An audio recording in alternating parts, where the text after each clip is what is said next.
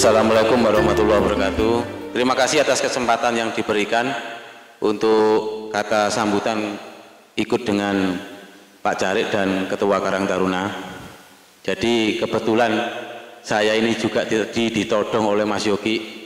Pak Rudi, monggo saya beri kesempatan 5-10 menit untuk memberikan sepatah dua patah kata kepada rekan-rekan, kepada adik-adik Karang Taruna Desa Kedung Losari. Apa yang saya sampaikan ini memang untuk pemuda, terutama para pemuda pada zaman milenial ini atau yang disebut sekarang generasi Z, generasi digital. Pemuda itu kalau menurut undang-undang kepemudaan adalah anak laki-laki atau perempuan yang berusia di atas 18 tahun sampai 30 tahun. Jadi itu perubahan dari remaja ke pemuda dan nanti akhirnya mungkin ke dewasa dan hingga lanjut usia.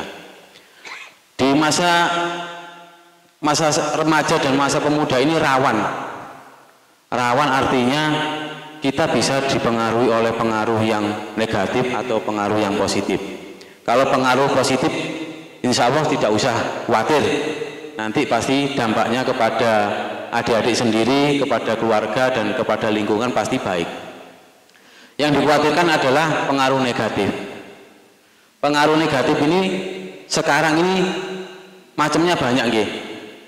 Macamnya banyak, mulai dari kenakalan remaja, bullying, terus kenakalan-kenakalan atau tindakan-tindakan yang tidak sepatutnya di dunia maya, di media sosial, atau mungkin bentuk-bentuk pelanggaran-pelanggaran bisa mulai dari tingkat yang kecil sampai tingkat yang mengkhawatirkan. Ini banyak muncul di usia-usia remaja dan usia-usia pemuda.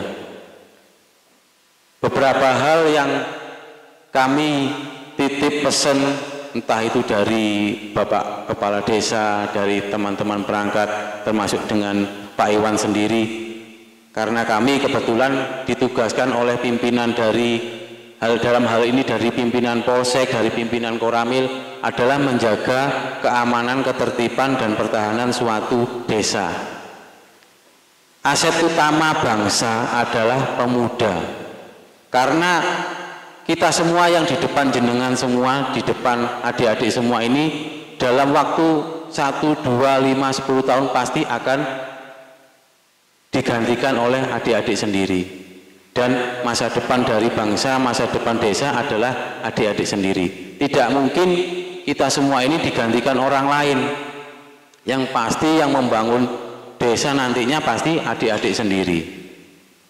Dalam hal ini saya nitip bagaimana cara kita membangun desa yang baik, atau pada masa-masa mendatang bisa membuat desa Kedung Losari ini lebih hebat lagi. Kita tidak tahu pada beberapa tahun mendatang akan muncul pemimpin-pemimpin baru, akan muncul usahawan baru, akan muncul entah itu pengusaha-pengusaha baru di desa ini. Dan itu yang pasti adalah jenengan-jenengan semua. Maka dari itu saya titip adik-adik, jauhi perilaku-perilaku negatif, perilaku-perilaku pelanggaran yang kecil. Kalau memang biasanya gak popo, gak mungkin ditegur, atau paling enggak cuma dihukum push up, dihukum lari. Nah, itu nanti akan menimbulkan wis gak popo, iso dibaleni maneh. Hukuman-hukuman dan perilaku seperti ini, pelanggaran ini suatu saat akan meningkat kalau masih ada pikiran-pikiran negatif yang mempengaruhi adik-adik sekalian. Pengaruh-pengaruh negatif itu nanti akan semakin bertingkat dengan semakin banyaknya informasi, semakin banyaknya teman yang adik-adik bisa kenal. Salah satunya adalah pengaruh-pengaruh dari obat-obatan terlarang. Pengaruh-pengaruh obatan terlarang ini sangat mengkhawatirkan karena sekarang banyak paket hemat. Pertama adalah mungkin mulai dari pil satu butir mungkin harganya 1.000, 1.500. Nanti pasti ada keinginan mencoba. Kalau sudah terbiasa 1, 10 butir, 20 butir, nanti mungkin efeknya akan biasa. Nanti adik-adik akan mulai naik tingkat, mencoba hal-hal yang lebih keras, hal-hal yang lebih membahayakan lagi. Nah, saya mohon perilaku-perilaku ini sebisa mungkin dihindari. Atau kalau mungkin ada pertemanan atau mungkin ada teman yang seperti itu, diingatkan. Kalau mungkin 1-2 kali diingatkan tidak bisa, mungkin kita harus cari teman lagi, teman yang bisa membawa kita ke arah yang positif. Itu yang pertama dari narkoba. Berikutnya perilaku bullying. Memang dari kita, dari adik-adik sendiri, 1 orang, 2 orang pasti tidak ada yang sama. Ada yang mungkin dari fisiknya bagus, memang mungkin dia salah satunya dia dari orang yang berada, orang yang berpunya. Hal-hal yang membuat kita bangga, akhirnya kita lupa, timbul rasa sombong. Dan teman-teman yang di bawah kita biasanya akan kita remehkan. Kalau kita mempunyai teman 1-2 orang yang sama dengan perilaku bullying, maka itu akan muncul. Otomatis mereka-mereka yang mungkin fisiknya di bawah adik-adik atau mungkin ekonominya di bawah adik-adik bisa jadi bahan olok-olok. Dan ini contohnya adik-adik pasti sudah paham, di media sosial sudah banyak tersebar, sudah banyak yang viral beberapa kali, sampai dari hal-hal tersebut timbul kasus hukum. Kalau timbul kasus hukum, nanti yang rugi kembali ke adik-adik sendiri dan keluarga. Jadi monggo adik-adik silakan bercanda, berteman sewajarnya, nggih. Jangan sampai merendahkan teman yang lain, jangan sampai membawa fisik orang lain, jangan membawa perekonomian orang lain. Ini nanti membahayakan. Selanjutnya, sekarang seperti yang disampaikan Bapak Sekretaris Desa, Pak Sekdes, sekarang sudah Januari, tanggal 14 Februari besok adalah pesta demokrasi di negara kita setiap 5 tahun sekali, yaitu pemilihan umum. Ada pilihan presiden, anggota legislatif dari kabupaten, tingkat 1 dan pusat. Monggo kepada adik-adik yang sudah usianya cukup, usia 17 tahun atau yang sudah pernah menikah, bisa mencoblos. Apapun pilihan jenengan, apapun pilihan adik-adik, silakan disikapi dengan baik, dengan bijak.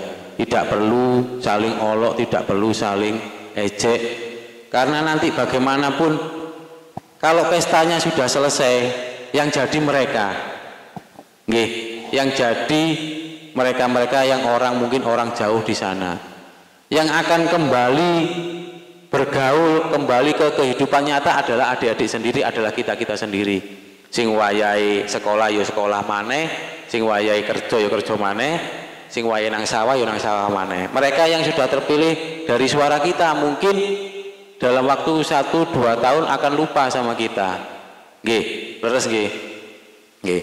Dalam hal itu monggo kita berpolitik. Ini adalah pendidikan politik yang mungkin ada yang baru pertama kali akan nyoblos sih.